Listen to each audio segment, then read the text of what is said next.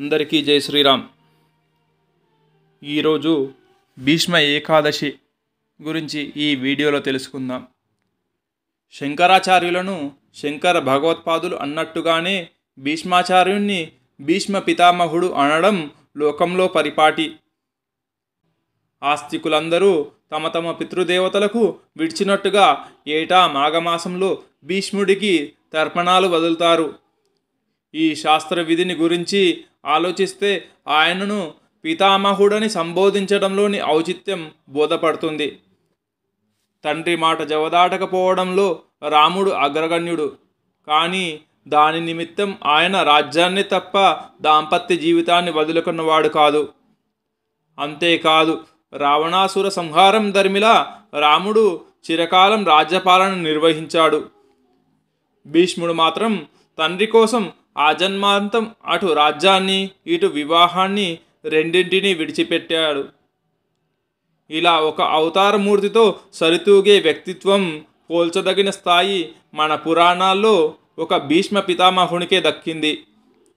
ఆ మాటకొస్తే మహాభారతంలో సైతం పరమాత్మ స్వరూపుడైన శ్రీకృష్ణుడితోటి ధర్మస్వరూపుడైన ధర్మనందనుడితోటి సరిసమానుడు అనిపించుకున్న కర్మయోధుడు భీష్ముడు ఒక్కడే. నందగోపాలుడు నరుడు కాదని నారాయణుడే అని స్పష్టంగా గ్రహించిన సమకాలీనుల్లోని భీష్ముడే అగ్రగణ్యుడు. ఆ విషయాన్ని ఆయన భారతంలో అనేక చోట్ల స్పష్టంగా ప్రస్తావించాడు.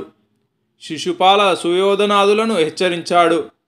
తన పలుకుల ద్వారా కృష్ణతత్వాన్ని ఈ లోకానికి విశదీకరించాడు.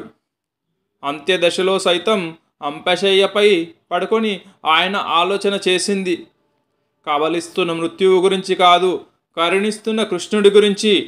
తన నోట ఆయన పలికిస్తున్న తీరు గురించి.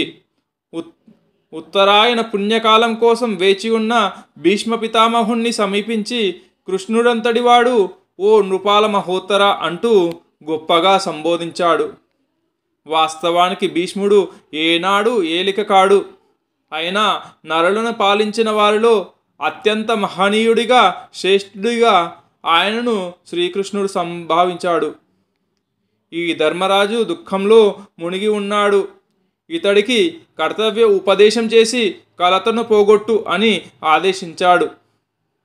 దానికి ఫలితంగా భారతంలో 2 పర్వాలకు నిండుగా భీష్ముడి ఉపదేశం లోకానికి అందింది.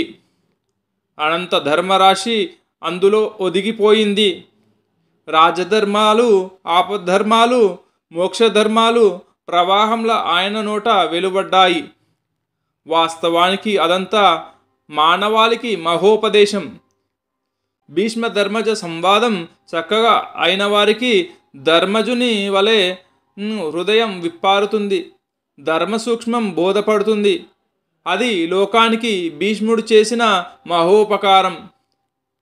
మహాభారతంలోని శాంతి, అనుశాసనిక పర్వాలు రెండింటిలోనూ లోతుగా అధ్యయనం చేస్తే తప్ప మనకు భీష్ముడి తపో విశేష మహనీయతతో, ఉదాత్తతతో సరైన పరిచయం ఏర్పడదు. ఈ లోకం ఆయనకు ఎంతగా రుణపడి ఉందో అర్థం కాదు. ఈనాటికి ఆయనకు తర్పణాలు విడవడంలోని ఔచిత్యం తెలిసిరాదు.